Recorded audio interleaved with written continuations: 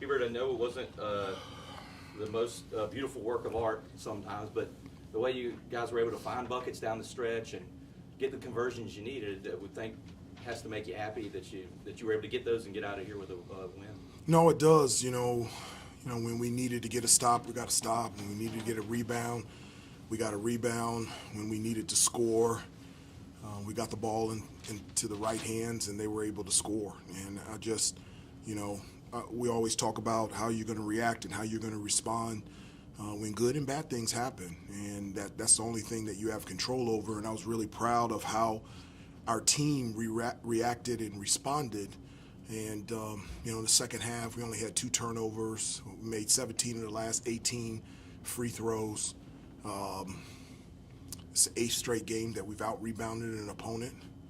And we just got to do a better job of defending without fouling. But I thought, our initial, getting stops was really good. And just really proud of the guys. How comforting is it the way you've been shooting free throws to go to the bonus that early and kind of having it Clemson as well? Well, it's a huge part of our game. We always say that we want to dominate points in the paint in 3 areas, in post, penetration, offensive rebounds, and that gives you an opportunity to get fouled and get to the free throw line. We have bigs that can score down low in the post. We've got guards that can attack the basket, and that's an advantage for us. And so we want to use it, not just to get to the free throw line to be able to score, but especially when, I don't think we shot the ball particularly well. 29% from 3. It goes back to the same thing again. Are you defending? Are you rebounding? Are you taking care of the basketball?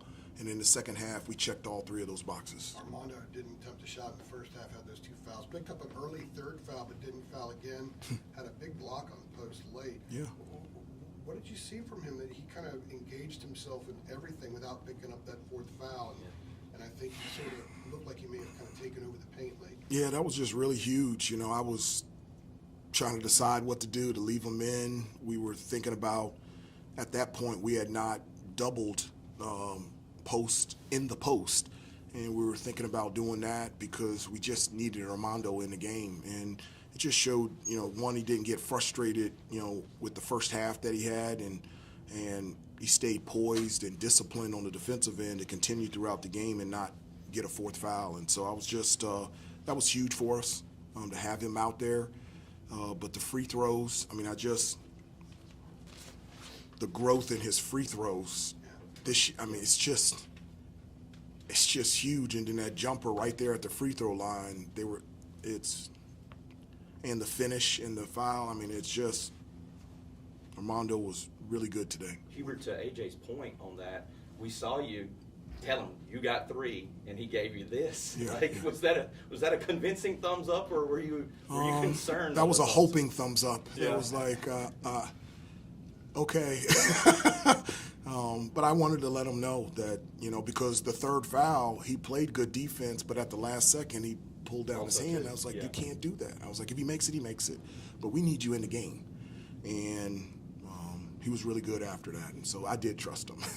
You mentioned Okonkwo yesterday at the press conference. So was that the plan to have him come in and help defend post and help in the mix? It's the plan to have everybody ready. I always, in fact, I told him after practice yesterday that I told the team, everybody's going to get a chance and an opportunity. I can't tell you when, where, how, and the manner in which, but your job and your responsibility is to be ready when your number is called. And so his number was called tonight, and he was ready. Cormac, Harrison, and Armondo, I think, combined for 6 points in the first half. I think they combined for 27 in the second half. You obviously needed them to step up in order to lead this place with a win. Well, at the end of the day, you need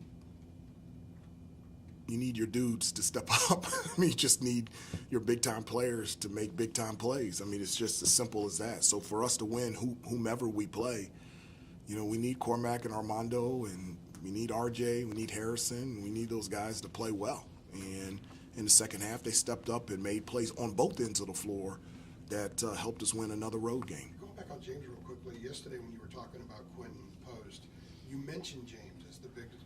You were talking about Armondo defending him, and you mentioned James as one of the bigs defending him. Has he been doing more in practice that has helped him get to the point where you got him in the game? Yeah, he's getting better. His presence of mind? Yeah, he is. I told him yesterday after practice, I just love the way that he's improving.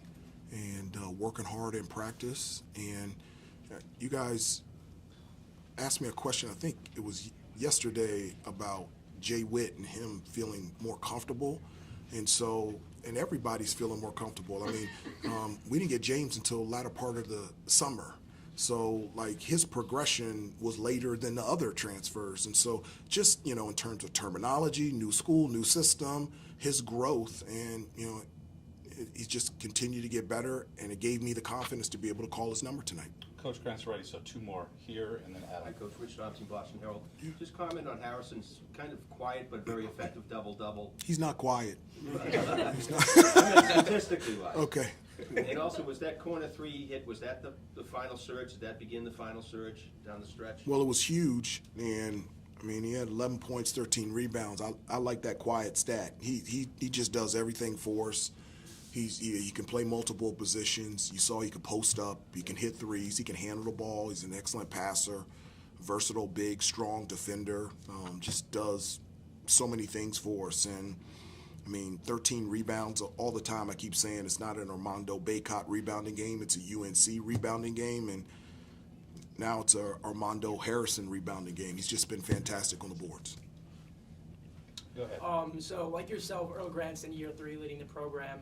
What are your thoughts on the kind of progress BC's made over the last 2.5 seasons under Earl? Oh, well, I mean, Coach Grant he's an unbelievable coach. The way that Boston College has continued to build and to grow, it's a testament to himself. Not only is he a great basketball coach, he's a great person, and his staff. It's a terrific staff that they get it. They understand what they're there for, not just to make them a better basketball player, but better people, better teammates, and better students. And it's not a coincidence that he's having such success here at BC. Thanks, Coach. Thanks, everybody.